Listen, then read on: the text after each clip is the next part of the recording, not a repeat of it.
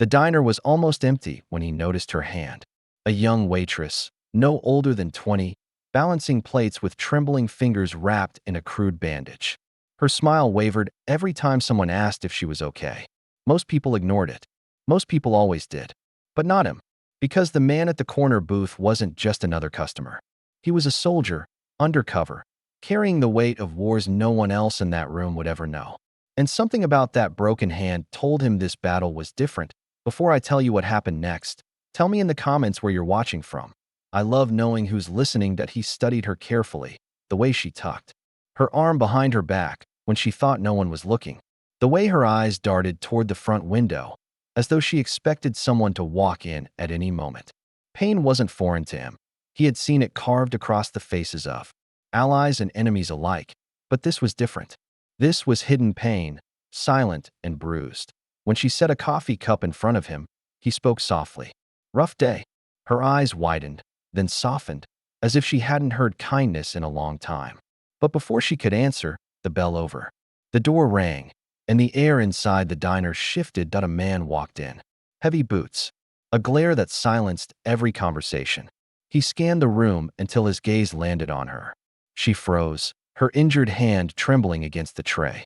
The soldier saw it immediately, the fear, sharp and unspoken.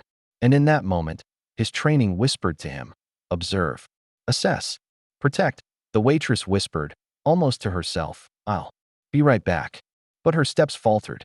The man grabbed her wrist, the broken one, and she winced in pain. The room went silent, filled only with the clatter of a dropped fork. Customers looked away, unwilling to get involved. But the soldier's heart thundered with a different rhythm. "Not here. Not today." He rose slowly, every movement controlled, like the countless missions he had executed in silence. His presence was calm, but beneath it coiled the storm of a man, trained for moments exactly like this. He approached the man, his voice low, steady. "Let her go." The man sneered, tightening his grip. "Who are you supposed to be?" The soldier's reply was simple. "The last mistake you'll ever make if you don't take your hand off her." Something in his tone carried the weight of truth, a promise forged on battlefields.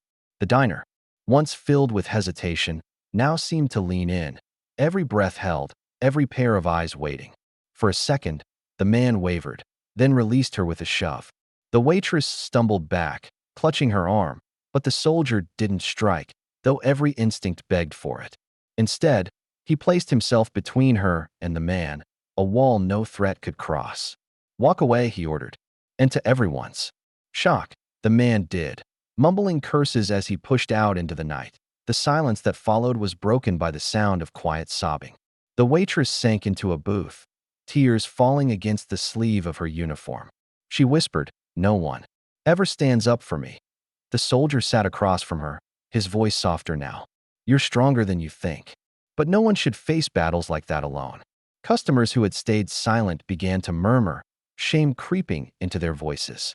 Then one by one, they approached her, offering comfort, apologies, even promises that she wouldn't have to face him alone again. The tide had turned. In the end, she wasn't just a waitress with a broken hand. She was a reminder that courage isn't always loud. Sometimes it walks in quietly, orders coffee, and refuses to look away when someone needs protecting. Because kindness doesn't vanish. It waits, and it finds its way back. And as the soldier left the diner, the sound of applause followed him into the night, proof that bravery, even silent and unseen, can spark a room full of strangers to remember their humanity. If this story moved you, share your thoughts below, and don't forget to subscribe for more stories that remind us of the power of courage and kindness.